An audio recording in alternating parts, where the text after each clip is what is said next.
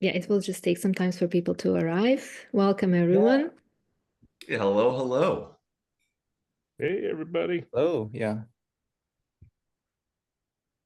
So Cole, you're based in Seattle, right? Yeah, that's correct. Yeah, I know that's where your team. I know some of your team members are there, right? Oh, you do? Okay, cool. Yeah, yeah. Actually, right now I'm in New York City, and I'm traveling this week, but I'm flying back tomorrow. Yeah. Yeah, and I'm traveling in 3 hours, 2 hours around there. So Uh, 2 hours? When's like that? two and a half hours, yeah. You Do you must live have very enough close time? to the I don't airport. know whether you have enough time. Yeah. It'll be okay. Okay. Yeah. Yeah. And you should be fine. Yeah. The flight departs in 2 hours, 40 minutes, and I am Whew. close to the airport. Ah. More Okay. brave Yeah, than let's do it. Yeah, should be fine. Yeah. Yeah. more brave than me, Yeah. Cole. I am being brave, but part of it is that if I miss the flight, there's another flight. So Where are you flying to? Yeah. just San Francisco. Okay. Yeah, Yeah. it's if Okay, I there are a miss it, lot of there's another one yeah. in an hour. Like Yeah, yeah, definitely. Yeah, it should be good. Yeah. Yeah. Cool. I know that's where you guys are have been working Iceberg for a pretty long time, right? Do you feel that these days people still just talking about Iceberg or they have already started using Iceberg? I think it depends on scale. I mean, like Uh-huh. it's the truly large data companies have been on Iceberg for years at this point, right? Like if you're talking petabyte, exabyte, I think Hive was a problem 10 years ago and you were looking for something better pretty early on. But I think we're also seeing smaller companies really wanting it now. Like Firebolt wasn't originally concerned about Iceberg because we wanted to have a proprietary file format that Mm-hmm. gets you more speed. And it became clear in talking to end users, they're like, yeah, we want Iceberg actually, because we're on Iceberg and we don't want to ingest our data into some other format. We're going to stick with Iceberg. So, So Yeah, I look, think I even. Oh, I'm yeah, sorry. Go ahead. yeah, I'm wondering why they want to. I mean, you mentioned small companies, right? Well, I was wondering why small companies want Iceberg. yeah. um, that's always been, I think, an interesting thing here. It's there's a lot of hype behind it. And I think the reality is that there are people getting caught up in the wave of hype who aren't necessarily doing what's best for themselves.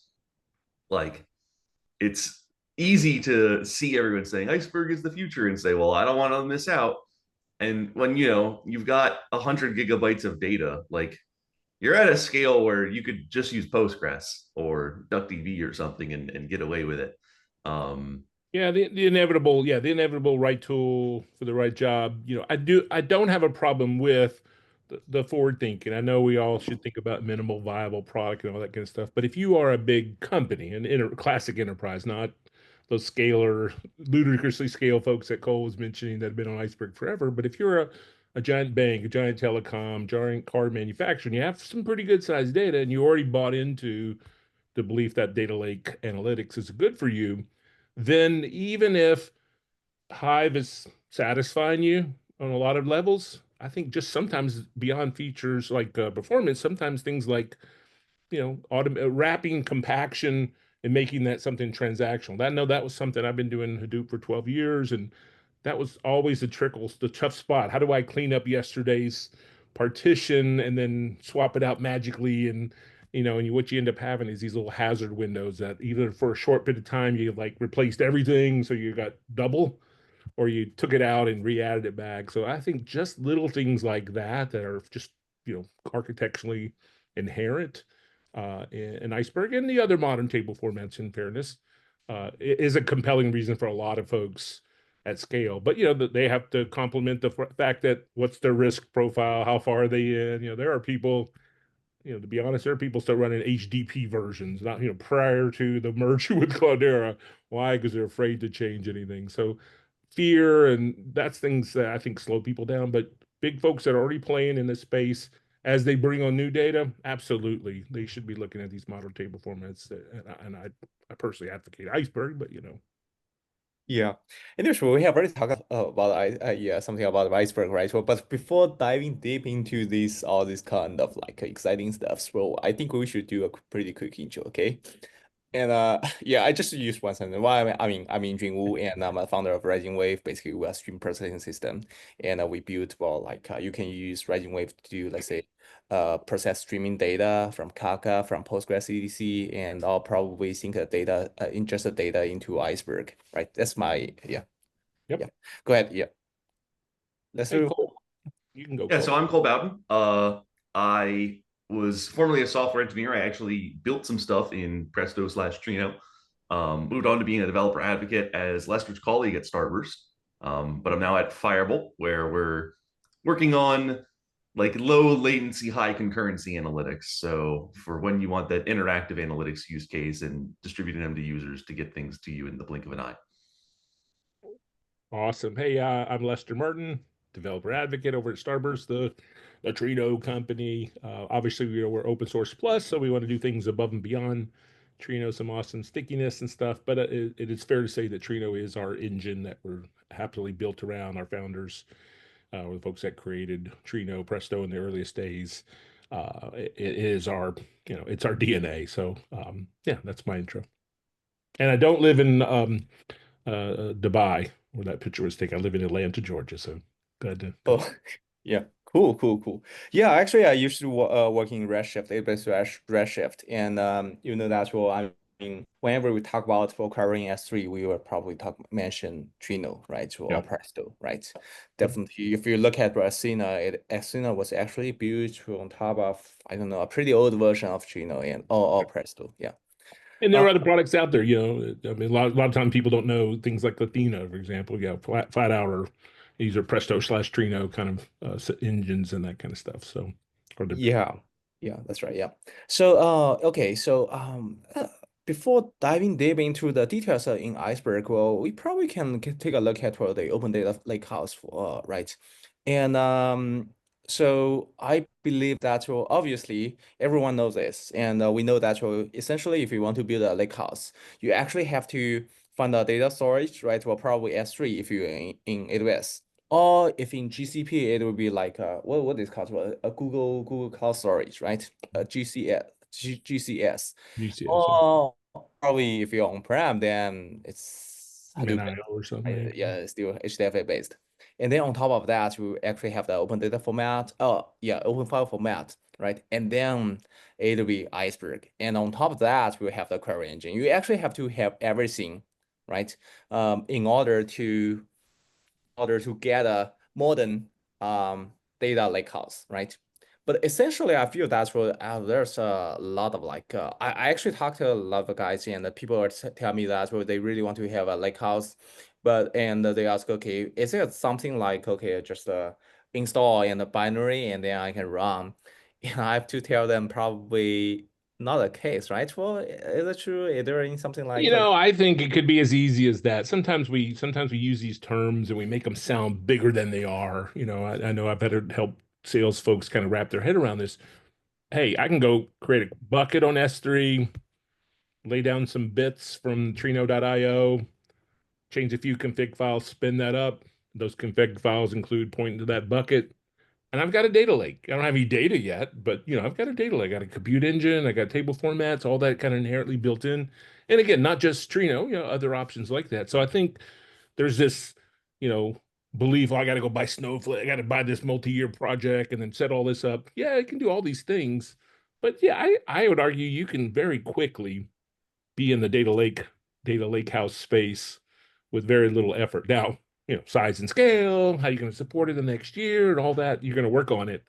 But you can have a day one experience in sub day one in my book. Maybe. Yeah, I think it depends on your definition of quick, because like it's certainly not as light. Like the process you're describing is not as lightweight as some software where Yes. pip install Postgres, and Yes. Postgres is running 7 seconds later. Like, True. Fair enough. And I think doing it right requires studying those configuration options, understanding what you're going to need to do, understanding maintenance, understanding what you got to do to your tables, how do you want to set it up, what's your target file size, blah, blah, blah, blah, blah, blah.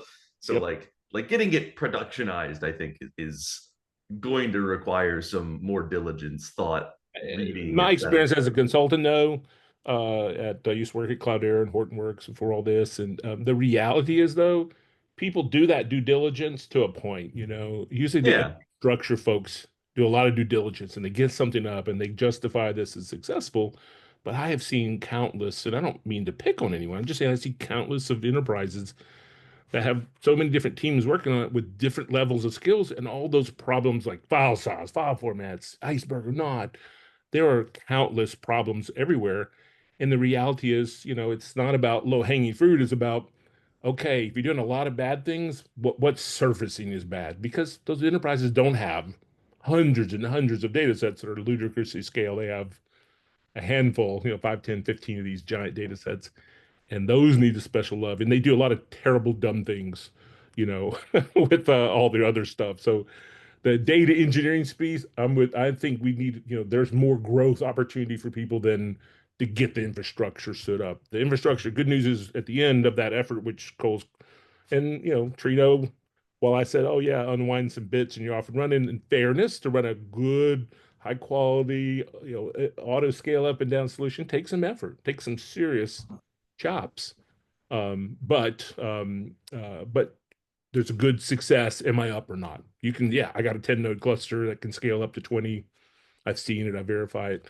And then data engineering teams can do all kinds of dumb things from that day forward, Yeah, I probably want to ask a pretty tough question. Why why Iceberg? Well, meaning that's okay, why not Snowflake? Why not Redshift? And why not BigQuery? Why not, the other things? Why Iceberg? I mean, Cole, you jump in. Cole knows me. I like to just jump in. So kick me off the side of this slide. I put that together. Why Iceberg? Now, I put it kind of from a perspective of something like I'm already on Hive. Now, if I'm going to say why Iceberg over Snowflake, as an example, I would argue it depends what you want. If you want, Snowflake has some huge advantages. You get into that bubble, and then if you stay in that bubble, you're in a great place. You have not just technology, you have a lot of features, but you have buying and costing and all that kind of stuff. You want those flexibility options that we were talking about earlier. You want to start with, I'm using Trino today, and then you realize 6 weeks, 6 months later, no, I inherited a company or a team that really just loves Spark. How do I make these things fit together? I think Iceberg becomes much more quickly, hey, back to that open data lake. Wow, I really do have some options here. I think it's about that options, or, my company likes to call it optionality, but options, not flexibility, not configurability, but true options. You don't know what your tech arc looks like tomorrow. And probably it isn't perfect today. So why not use a set of technologies? And I think Iceberg fits well in there that says, hey, I'm not boxing you in too bad. I'm giving you some choices as your day changes, as your week changes, as your company changes. And that's it for me. That one word, optionality. So basically, I think the openness, right? You go. It's kind of like openness, right? Go ahead. Yeah, and I'd say it's to me it boils down really to three things. It's the first is that it's like good enough and will be good enough for a while. Like when you're comparing Iceberg to Delta Lake or Hootie, there's these minor differences. And like Hootie's a little better for streaming. Delta Lake is a little better if you're in the Databricks ecosystem. Iceberg is going to work. Like if you expect to have some data and that data to grow over the course of the next decade, like you're not making a bad decision by going with Iceberg. Even if it's a little overkill for a small data use case, like it will function as well as you need it to. And it will do that for the next 10 years, 15 years. Like Iceberg is one of the better things we've engineered for handling data in the last 40 years. And so like until something better comes along, it's not going to get outdated or old. Like there are no flaws or catches to it where you're going to be on Iceberg and thinking, oh no, like this doesn't do what I need it to do, for the most part, unless you were really barking up the wrong tree. But I think that at that point it's probably a I love this, Cole, because you actually gave me good ammunition to go back to those risk-averse companies that I deal with who are like, well, I can't change anything because, and I agree, if what you have works really good and it's going to work really good for a couple of years to come, why are you changing it? Absolutely, you do need compelling reasons, but you're right. That's a heck way to tell the risk-averse company. Iceberg is risk-averse. I like it. yeah. But then finally, it's just the adoption. Like Yeah. there's so much support for Iceberg out there, and because it is this open table format, whatever you want to do with Iceberg, like literally whatever you want to do with Iceberg, there is a company, there is an open source project, there is a tool that can do X on top of Iceberg at this point. The support is so diverse and broad. You can swap your compute because it's an open table format, and you can plug in whatever, like it will be there. Sometimes with like smaller ecosystems, you kind of run into this problem of, oh, it doesn't have support for this or doesn't have support for that. And then you're left head scratching and building your own connectors or pulling your hair out. With Iceberg, that's just not going to happen. Yeah, I know everyone's heard the analogy 1,000 times, but that adoption one is classic for the old guys like me, VHS versus Betamax. Hey, Betamax was cooler. Why? Because it was smaller footprint. The cassette was literally, 60% the size of that big VHS, but it didn't matter. VHS won, and VHS was just universal. That's what everyone's going to give you. So, yeah, I see that as Iceberg is a good solid VHS videotape. Yeah, I feel that's what Iceberg is a consensus.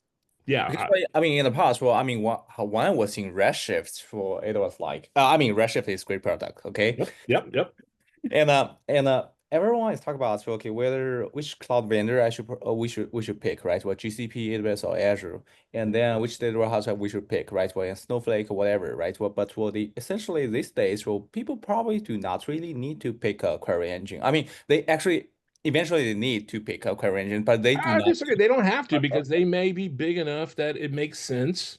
They have enough varied use cases and workloads that, I mean, as a company, let's be fair. Starburst is a small company compared to a Databricks or Snowflake. And trust me, it is fair for us to come in and say, hey, look, you spend all this money, you do all this transformations, you do all this ML, you do all this just pipe dashboarding. We can't do ML stuff today, right? We don't, that's not in our bag of tricks. We can do transformations, but you know what we would do? We would target, we say, look, I bet you $1. I bet you a lot of dollars. We can make Trino do your BI dashboard querying better, faster, and you don't have to change anything else. Just stop using a little bit of Databricks for pulling that and plug our guy in there. So I think in fairness, it isn't about necessarily having only options. It is the option to have a lot.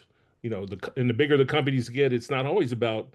I mean, I'm a believer rigidity drives agility, but big companies make decisions in small places, and they have lots of technologies. They have lots of ideas, and it's cool. I think it's a cool thing when all these things do fit together. I'm perfectly happy with some of my pipeline in this tool and that tool, and some of my querying through Trino and some through, whatever else is out there that you want to use. To me, that's pretty darn cool. Loading the data from RisingWave, absolutely. We have a tool, but we're pretty early in that space. We're nowhere near what you guys have, and then someone had extreme scale, lots of flexibility, yourself, Flink. There's a lot of other first class tools in that space. Why would we not look to those to say, hey, is that the tool I need for this particular space?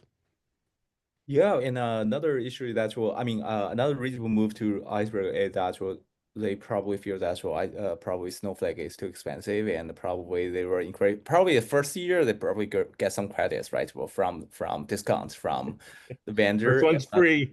Next year it'll be different, right? And I don't know what it will look like, but it will definitely be different.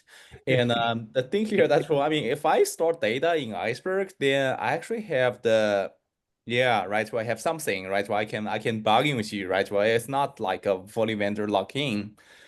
And essentially another thing here that's what I believe is I don't really think Snowflake is good at everything, right? So it definitely probably is not very good at, let's say, I don't know, processing small data. Probably want to use DuckDB, right? But I mean, you don't really want to use Snowflake to probably just process like 1 GB data or probably 100 GB data.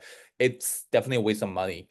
And I know that for people probably just spin up EC2 instance or probably on their laptop, and then they probably were just query using DuckDB. I think it's more flexible and cheaper. It's essentially free, right, for using on your own laptop.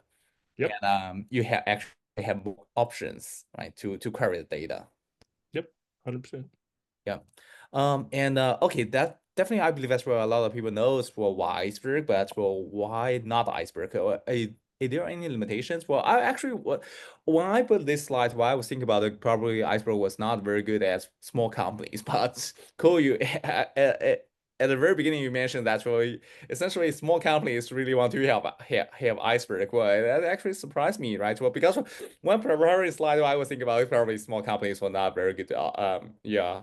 Right, ICP, right, for Iceberg, but Yeah. I mean, I agree that it's probably not the ideal solution for a small company without a huge amount of data. Like if we're in this like 100 gigabyte or less scale, like Iceberg just introduces more complexity than you need for very little benefit. But I mean, it's in the same way that people envision themselves becoming millionaires or billionaires one day. I think we see companies envisioning themselves succeeding in having petabytes of data one day. And why not? Why build for today when you can build for 10 years from now after your IPO? But yeah, there's a real argument that like at scales that are relatively simple, when you're working with structured data for the most part, like just use Postgres, just use DuckDB is a really compelling argument for a lot of businesses. And I would say if you're at a scale where you can't just say, let's just use Postgres, let's just use DuckDB, that's probably superior to using Iceberg. But the question is, how much do you expect to scale? When do you expect to scale? How long will that solution last for you? Do you need to future proof this? And that's when you start thinking about what's going to come down the line. Yeah. Yeah, I concur with that for sure. And at the end of the day, yes, if your data is never going to expand your laptop, I don't care who you are, you're kind of foolish. Now, I would turn around and say, I've been in that Hadoop space for years, and we'd lose excitement when folks would say, and this is not necessarily Iceberg, but it's the same thing, right? They say, hey, my little department has this little data set. But I said, look, but if we're putting it all together and you have that beautiful way to synergy, to join, back then you had to bring it all to data lake. Obviously with Trino, you can say, leave some on Postgres, leave some on the data lake. But back to my statement earlier, that rigidity does drive agility. So if you do have really good value for Iceberg for a lot of your data, does it benefit you to kind of lean into it for most, if not all your data? I would say it probably does, even if sometimes some things aren't as optimal as they could be. Why? Because you're shrinking your, I don't want to call it technical deck, you're shrinking your technical set of options and choices that you've chosen to go with. But let me go back to what Cole said. If it runs on your laptop, it is never going to exceed your laptop. Yes, these tools are a little bit too big of a hammer for what we're talking about. And it's going to get used inappropriately. It has. I've seen it over the last decade, not just Iceberg, but these big data tools. And that's fair. I think that's probably the number one. Why not? Because I just don't need that. It's just more than I could ever imagine needing. And I don't think it's about a big company or small company. It's about the size of data sets you have. Yeah, sorry, I'm using a big company or small company as a metaphor for the size of data you have. Those Yeah. are not necessarily correlated. But actually, so. some small companies Yeah, it still could be 3 people in a garage. They need Iceberg, or Yeah, no, 2,000 people that my dad used to make engineering stuff. The data they had was classic CRM, not CRM, supply chain stuff. It wasn't all exciting. Bits and parts and chips, and they didn't have data. They didn't embed elements in their device. So when it went to the field, they got all that sensor data. 20 years later, if they did it again, they probably would. And then they'd need something like Iceberg. Yeah, actually, this reminds me of my experience working with a small company, and it's more like they're building some, basically the IoT based, IoT solutions. Yeah. And the use case where it's, I think, well, I believe that's why it's a tiny startup, okay? And their case was that, well, okay, they think that's what their data volume will grow up, but they are small and they are poor, and they don't really want to use Snowflake because they're scared of Snowflake, because everyone talk about, okay, Snowflake super expensive, right? But they are so poor and they don't really want to make the decision that, okay, let's do Snowflake now, Right. because they cannot pay the bill, right? So what they do, and they told me that what they did was that, well, they actually just sync data into S3, and then that's what their Iceberg. So essentially they use Iceberg, and then you stack DB to query the data. Because they think that, well, I mean, anyways, well, my data volume will be going up, right? Well, I will be rich, and I will be probably 100 people, and probably processing petabytes of data. Right. But right now I'm so poor, and I really want to use Snowflake. That's why I think that's a reason, very good. It's valid. It's valid. It's valid. Yeah, 100% is valid. Yeah, cool. And definitely, I probably just want to ask you a quick question: why there are different file formats, and which file formats we use? Yeah. I'm gonna let Kyle go first because I have a historical perspective of what the answer here is, but I'm gonna let Kyle see if he wants to tackle this one. I'm sorry, Cole. I said Kyle. I'm sorry. I'm like, who's Kyle, Lester? I'm sorry, Cole. I don't know who Kyle is, though. It's, it starts with that same consonant. Come on. Cole and I only worked together for a year or so. So I forget his name all the time. Sorry, Cole. I would say my understanding is all three of them were kind of devised around the same time and became competing standards. My impression is that, much like how I would argue for Iceberg over Delta and Hootie primarily for adoption reasons, I would argue for Parquet primarily for adoption reasons. I actually personally haven't done a huge dive into like what the technical differences are between these three things. My understanding is that like whichever one you pick, technically it's pretty sound and will function. But Parquet support just exists in more places. It seems to have mostly won the contest and is going to be more widely adopted by more things, and that's a good enough reason to go with it, barring any very specific reasons that Avro or Orc will work better for your exact use case. Yeah, totally makes sense. Well, I feel that's people these days will probably don't really make choices among these three, because I think Parquet is in many cases is a go-to solution, right? It's a go-to file format. Yeah. Long time Orc lover, worked at Hortonworks, but absolutely right. It's 2025. I'm starting a new project. 100%, I'm gonna use Parquet. Period. In the story. If we're not, if I was a big customer on CDP from Cloudera and have massive amounts of Hive tables on Orcs, if I'm going to build some new tables, I'm still going to use Parquet, because in argument, what it would say is just like Orc, it has all these switches about which compression, you know what, out of the gate with the base defaults, Orc's going to scream. Parquet is going to scream.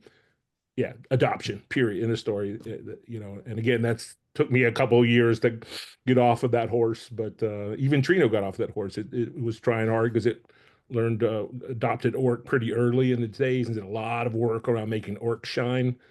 Yeah, it'd be foolish not to just say Parquet, but if you have a group that just loves Orc, but even so, like I said, even if you got 99% of your data sets in Orc, the consumers aren't touching the Orc files. They're not touching the Parquet files.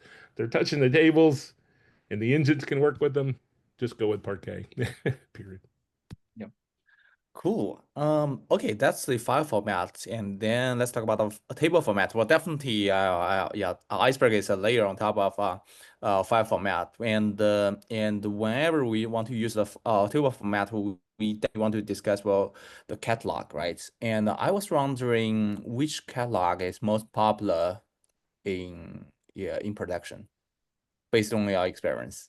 I know that's what I mean. I have this slide. Well, which Gold might disagree. Everyone's going to talk about, anyone that loves Iceberg for the end of the world is going to talk about the REST API, the REST catalog, and absolutely, I'm on board with that. The problem is that's great for the person that is starting today and doesn't have tables. And let's just be clear, most people have some Hive tables. So probably HMS and Glue are the tools that are in use heavily. And you can have Iceberg tables with Hive Metastore or the AWS glue just fine. Is that the right answer for long term? Probably not. But the REST API is relatively new. They're new, Polaris. You got your good folks from Lakekeeper showed up. There, I'd like to say something about Starburst, but I'm going to be very quiet because I don't think I have an official statement that says I can say anything. But the reality is, I think there are going to be people that have been in this game for a while that are not going to, in 5 minutes, be able to go, hey, I only can have a catalog that supports only Iceberg tables.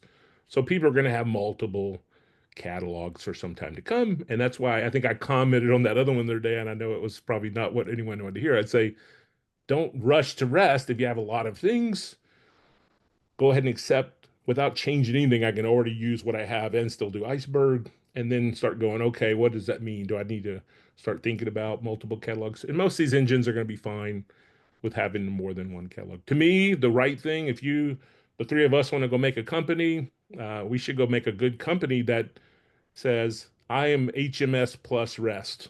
I'm a HMS compatible metastore for everyone that needs that legacy, and absolutely have a REST bolt-on. Guess what? S3 tables work in Trino now. Why?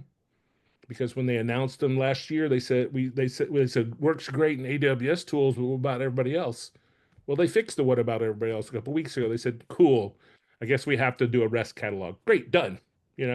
We just change a few properties, point to that location or whatever. So REST is the right answer, but I'm not so sure everyone's going to have nonstop Iceberg table. People are still going to get CSV records from sensors. They're still going to land somewhere.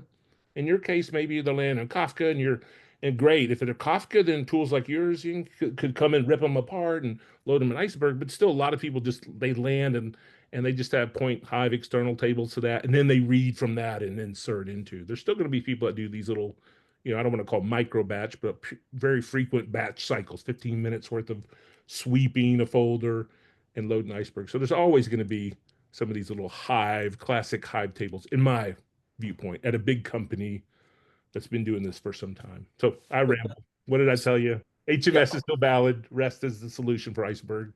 But hold on a sec. Well, let's say that's what. If I have already had some Hive table as well, what should I directly move to REST? You can't. What should I do? You can't, because those Hive tables, REST doesn't support Hive. REST supports Iceberg. The REST, when we say REST, we're talking about the Iceberg REST catalog specification. That's right, yeah. And you can't do Hive tables in there. You'd have to convert those Hive tables to something, and the REST catalog won't help you do it. But once you converted them, sure. Okay, so basically, you have to do a conversion, right? Well, I mean, so do you recommend me to continue? What's that? Let me just say it. Let me just clearly say it. If I've got 10 Hive tables and 10 Iceberg tables, they might actually all be in the same bucket. I still could have two different catalogs. This catalog that knows about these 10 Hive tables, this other REST catalog knows about these 10 Iceberg tables. And as a consumer, I really don't care. It might be weird. Trino makes it a little bit weird because we have to have a connector that knows about Hive and a connector that knows about REST. And so the Trino open source makes it look a little weird. Well, what we did as a company, Starburst, we said, oh, we'll just build a Great Lakes connector. So we just kind of put a wrap around that says, cool, just come to us and we'll figure all those details out behind the scenes. But yeah, if you have half and half, you can't go all into REST. You can go half and half, or you can go stay with HMS for a little while until you have a definitive answer what you're going to do. So I just say don't rush to adapting to Polaris or Lakekeeper. Absolutely, you're going to do that. That's my perspective, my opinion. I guess so basically that means I mean, if I have already using Hamed store for years, I probably do not need to rush to adopt REST, right? To adopt Iceberg. You don't need it REST yet to adopt Iceberg. Absolutely. Because Iceberg supports these catalogs, right? That's right. And others, Nessie, from the good folks at Termio and other stuff. So there are other ways you could front that. And to be honest, because in fairness, the Iceberg model, if you go read the spec, the catalog, today at least, doesn't have a giant job. The catalog needs to be the definitive pointer to the current snapshot. And the catalog needs to be able to help with that optimistic locking that says, okay, two people want to change this. Let me help them out.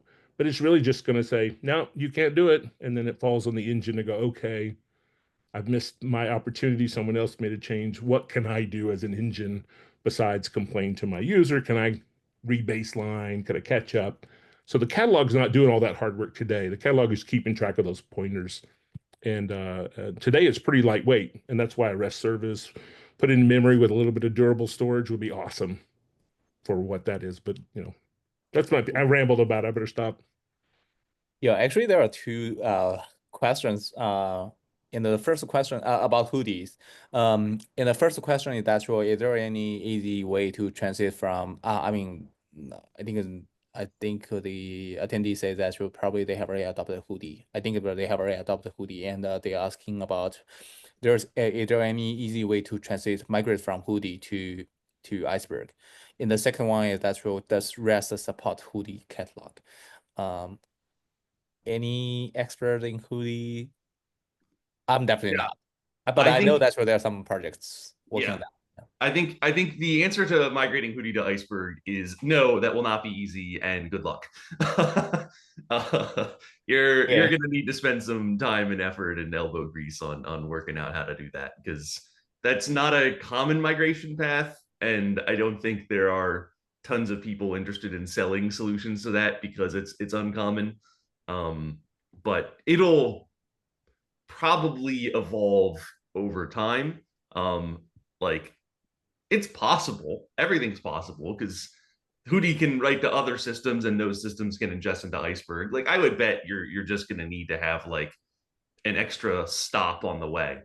And you're going to do a whole lot of schema validation. So that'll probably be not very fun. If you have many tables, that's going to be a headache, but doable, just not streamlined. And then the second question? And the second question is that whether REST can support hoodie catalog. Probably no, right? The answer is no. There's not a hoodie catalog for Iceberg, right? No, when we say REST here, we're saying the Iceberg REST catalog. And trust me, there are people that are more devoted to one particular table format than the other, and they're absolutely not gonna. I would say everything Cole says spot on. The reality of what's going to make it hard for hoodie to something else. It's not about the last mile. It's not about once you load it in the hoodie table, could we stop everything and convert that to Iceberg? We can do some more work to do that. That's not the end of the world. But it's probably the hoodie folks have wired that heavily into their streaming framework, because that's where they thought that table format was going to help them the best. And from everything I read and everything I hear from the hoodie lovers, I would say, okay, I support. That sounds fair. So the reality is when we say convert, you got to tackle that whole data engineering pipeline too. So that's probably what makes it harder. Now, I think there are players that I'm not in love with, but it's not fair for me to say it's the wrong idea. There's the X table or X table-ish mindset that says, couldn't I just put another layer of abstraction on this since they all fundamentally do the same thing? You could. And I'm not so sure that's the right answer either. So I guess if I had to have a right answer, I would say, if you really have invested that data engineering pipeline, the 2D table is the right answer, then I would say probably you're not going to change that anytime soon. And it's okay to do other stuff with Iceberg and then look to a query engine that can support, querying across both of those two table formats together, not just query one and query two, but, join the two. Yeah. Are you going to get the best if you didn't have it in one or the other? No, but I think it's going to be a better solution than always every single table access has to go through another level of generalization. And again, I'm not here to kibosh the X table folks. They're really smart people tackling a really interesting problem. And like people I don't always agree with, I want them to be successful because I want to have options, but it just smells. It doesn't pass Lester smell test for what it's worth. And you said it best. The REST catalog here is the Iceberg REST catalog. So it's going to say, I don't know what any of those other things are. I wanted to add something back on that first question real quick, which is just consider if you need to migrate from hoodie to Iceberg. I like hoodie's a good piece of technology. It does mostly the same thing. And, it's optimized for a slightly different use case, and it's better for streaming rather than Iceberg, which is a little better for analytics, but it does analytics fine. And migrations are long and expensive. Like, do you really need to do that? Like, I would think you would have to be in such an interesting situation where hoodie cannot solve your problems and Iceberg can. if you were starting from scratch, maybe I would suggest Iceberg at first, but that's probably not a necessary migration. You know, listen, I'll just say it out there. If anyone wants some more information, just find me on LinkedIn. I'll share it. But Yeah. I read a great book years ago called Recreation with a capital E and capital A. And what it did teach me very strongly, and it hurt for years after I read it, and I cried a lot. It said, guess what? The best laid plans of mice and men and technologists are not going to happen. The reality is there's a lot of things, and there will always be lots of things. So I don't think it's so critical that if you got something that works really good for a really good reason, you spend tons of money, and to Cole's point, if it's going to cost a shed load of money, you gotta have a compelling reason to change it. That's the same reason I do this Hive to Iceberg conversation, and I'll get a little flack for it because it says in there, I go down this tree, why not do this? And one of the very last ones says, okay, so if it don't, if it's not broke, don't fix it. But I also show, well, if you live with it, if it ain't broke, don't fix it. We've also been riding horses and that kind of stuff too. So you got to look for those compelling reasons and opportunities to jump. And I tell people flat out, teams that have giant Hive communities, they may have already used another engine like Impala or something to speed up some queries and stuff. So okay, maybe you don't want to move to Trino yet because of that. But I really lean on all of these engines do a really good, all these table formats do a real good job of that compaction. And I don't care what system you are, Hive, Iceberg, we all suffer from this thing called small files, and everyone talks about how bad it is, but it is bad. It is causes problems, and people have been fixing it for 15 years, 20 years. I talked to the Hadoop World 10 years ago on this very topic, but they are so out of band. You do that cleanup behind the scenes, and there are hazard windows, and nobody wants to double report or zero report on something because of I have a weird process that runs at 2 a.m. and that kind of stuff. So that just those transactional boundaries to me, those become to me for a big company that's heavily invested in HDFS and Hive and all this, those become some of those compelling reasons sometimes. They may not have hit the problem yet of performance with the meta store and the fact that maybe they're still in HDFS. They didn't go to Ozone or a real object store and get hit on the fact that that's a lot of things like directory lists work great in HDFS. They're very expensive in S3 because it's not really a directory, right? It's a big key value store, and it has to kind of comb through everything and get this giant bill of all these GET requests you did. So, there's got to be a reason always to move. And sometimes in that specific use case, we're probably not going to get that team or that group off Hootie right away, if not for a long time. Yeah, I know, Cole, you probably need to catch a flight, but well, before you you catch a flight, I really want to ask you about what is Firebolt? Yeah. So hinted at it on the intro. Firebolt is a cloud data warehouse built for low latency, high concurrency analytics.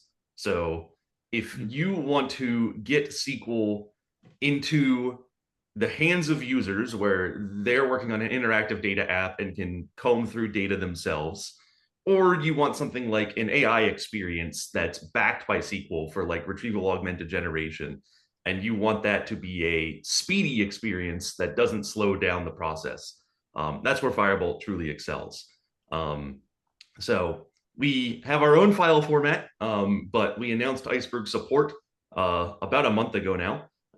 So if you're interested in that, our performance on Iceberg is a little worse than on our own file format because there's a lot of clever indexing, but nonetheless, it's a really compelling way to get data into the hands of more people. And it's a pretty cool product. I've just spent 2 months benchmarking it, and it's fast. So yeah, there's a question about how does videos and images get stored in Firebolt? They don't. That's a pretty good answer. How's that? Don't. Okay, so I mean, look, here you have the unstructured data. How you store the unstructured data? Yeah, it's in the Firebolt file format, it does not exist. I think you would need to use it with Iceberg for truly unstructured data. Firebolt file format's just structured, semi-structured, and then anything else, if it can go into Iceberg, you're just going to store it in Iceberg, and then Firebolt can query it. Okay, got it. And there's another question. I actually don't know about videos and images in Iceberg. I've never done that. And Yeah, it's gonna okay, be the you same never done argument. that. Why would you do it even if you have a binary type? It's the same classic argument all the time. So yeah, I would say reference it in a field and Okay, put it somewhere else. yeah. You probably have already answered the follow-up question. The follow-up question is that how do we store them in Iceberg? Yeah, I think Lester just answered that with reference it. Don't just store it directly. There's document databases or like image and video databases that handle this.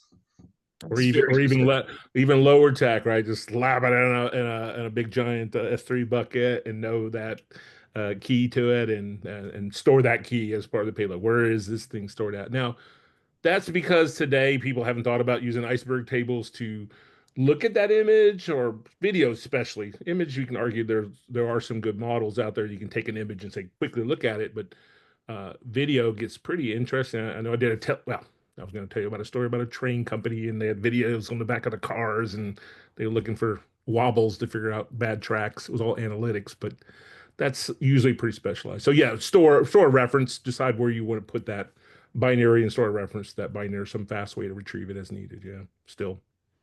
Yeah, any examples of image and or video databases? Why I think DynamoDB could be one of the options. Yeah. Yeah, I'm going to stay out of the choices that I don't know enough. Yeah.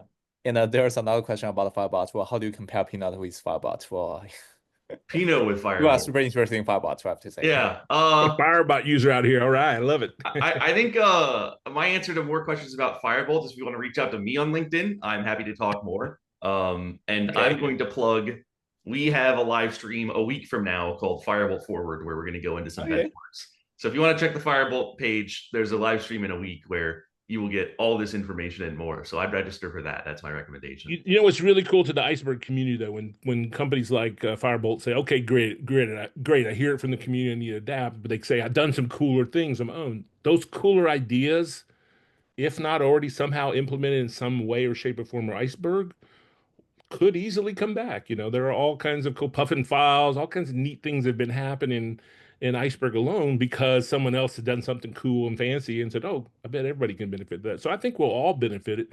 If it's something new, they might get added. If it's a way to look at it better, and again, back to that power of the community, the power of adoption, the power of when your customer tells you to do this, it always is a reason to listen. You know, and I think that's how you when customers are asking for that you to be adopted to something that they've already adopted, it's a beautiful thing. You know, it's a powerful thing. So.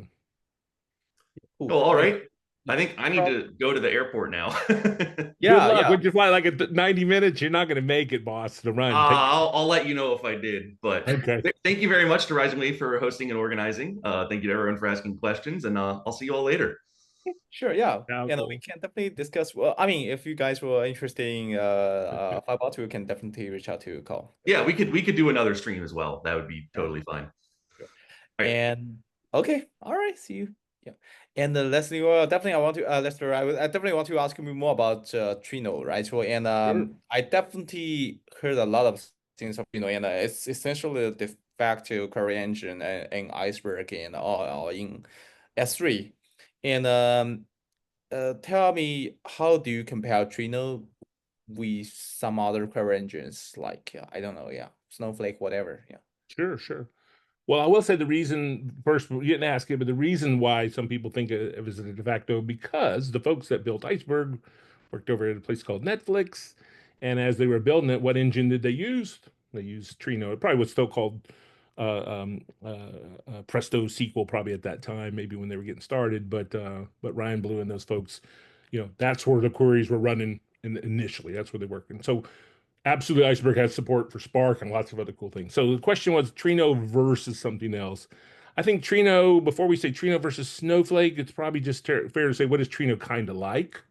And Trino, you know, got created at Facebook, actually about 2 years after Facebook created Apache Hive. So Trino is about 10 years and change now at this point. And really what they were solving, they liked what Hive was doing.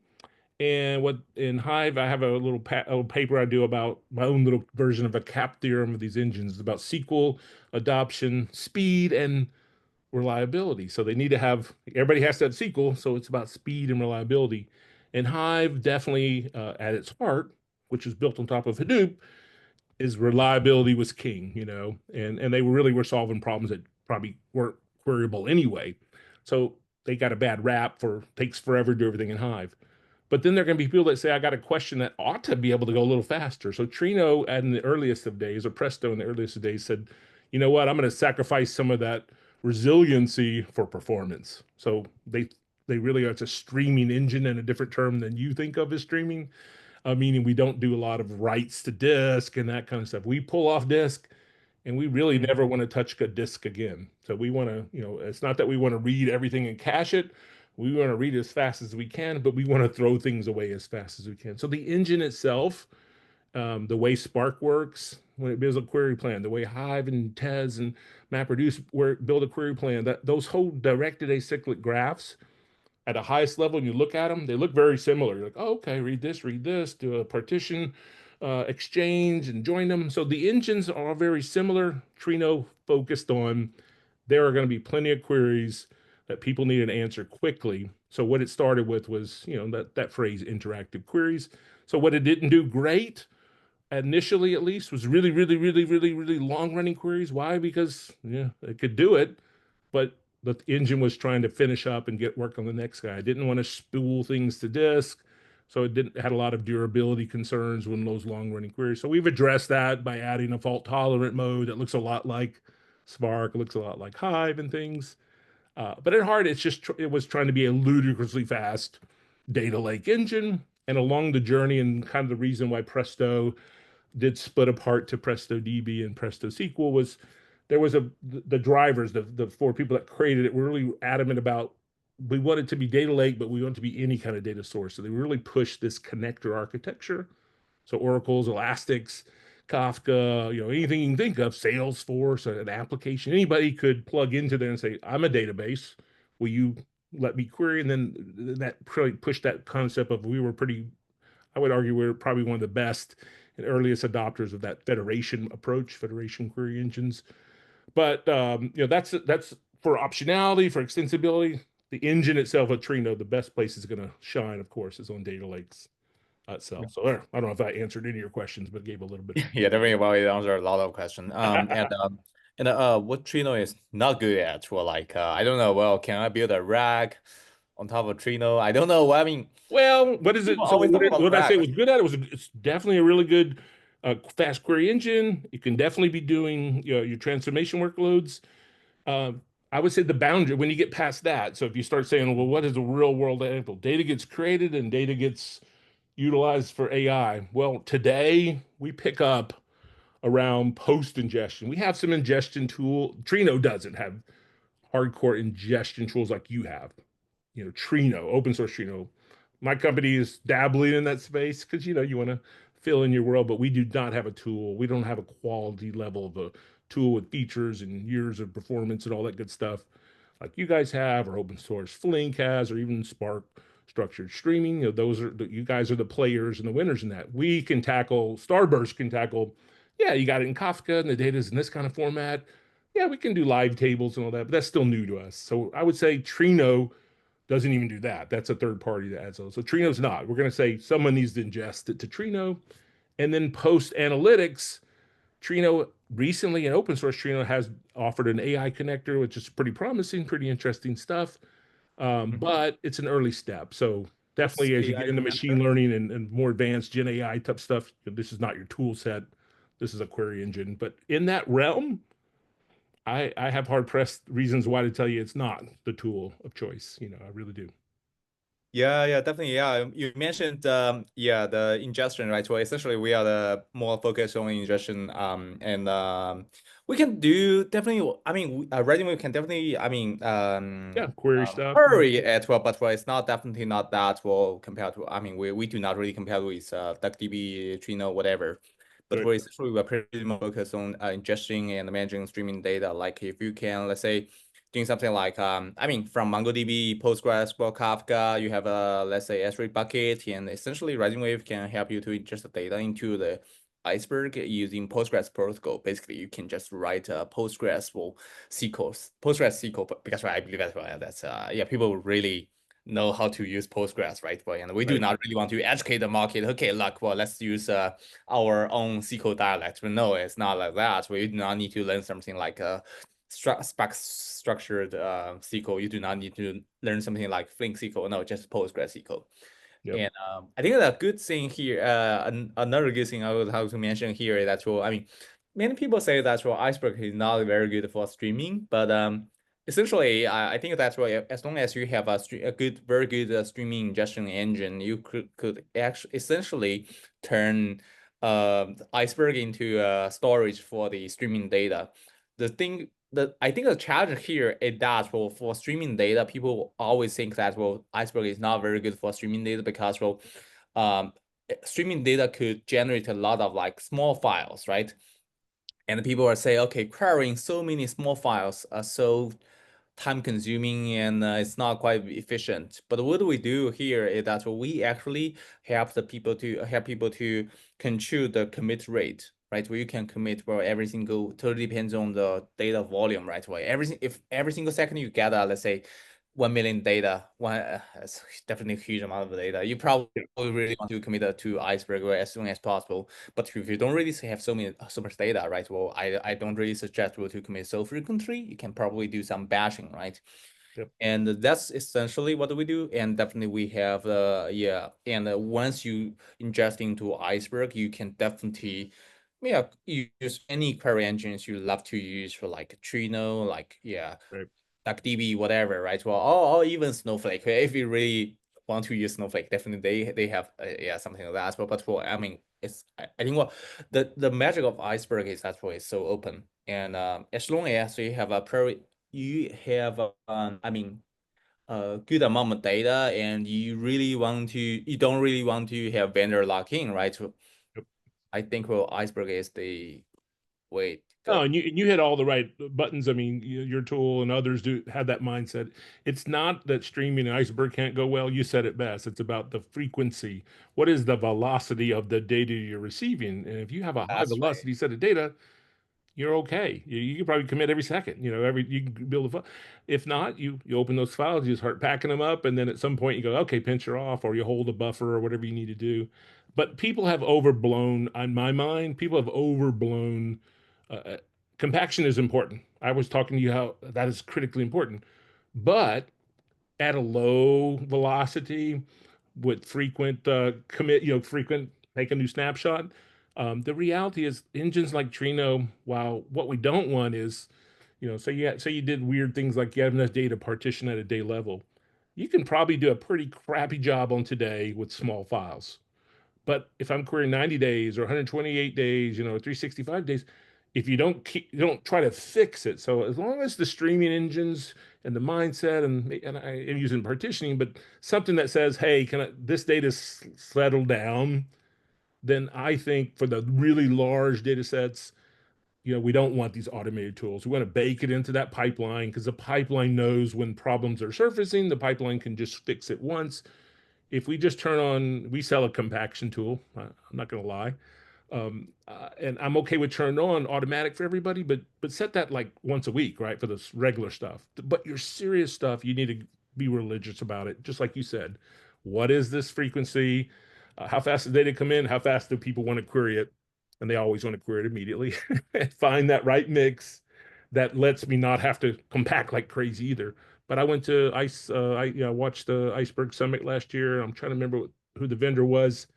They got so much data. It was already at high velocity too, and they still, they had this right around now kind of problem. They did a lot of hardcore compaction and expiring of snapshots pretty early, but it was always on that bleeding edge of new data that was biting it. So we think of compaction, we think little files are terrible, but a lot of little files for a little while isn't terrible.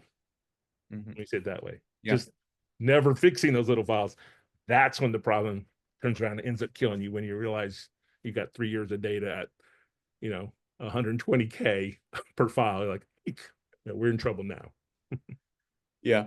Okay, we probably just have 1 minute left. Well, and actually probably no, but anything you think that we are missing? Any like I don't know, security governance? We probably just have 1 minute left. I'll just say the fight is really about the catalog today. It's not about the table format. Iceberg is your winner, and they're going to be Delta. There's going to be some Hootie, maybe others. When you talk to someone, make sure that catalog not only lets you query it, lets all engines query and update and create. That's the problem I think you see with things like Unity and others. And that's why I said if the three of us want to make a lot of money, let's go make sure we run a catalog, an open catalog that supports everything else. That's my, the war is the catalog. All right, yeah, it's already 10 a.m. PST, and I think it's already we have already covered everything, right? For Trino, Iceberg, RisingWave, Firebolt, well, and basically Everything we want to everything. know. So yeah, if you have any questions, well, definitely reach out to me or to Lesler and to Cole. I mean, through I don't know, linking. Oh, yeah. LinkedIn's good enough. DevRel at starburst.io will find me. Lots of ways. Yeah. Yeah, for RisingWave, you can always join us, me, or probably just pay me in linking. Trino, Slack, same thing. Yeah. All right. Thank you. Thanks All for right, joining us. We appreciate you. for joining. All right. See you. Bye. Bye.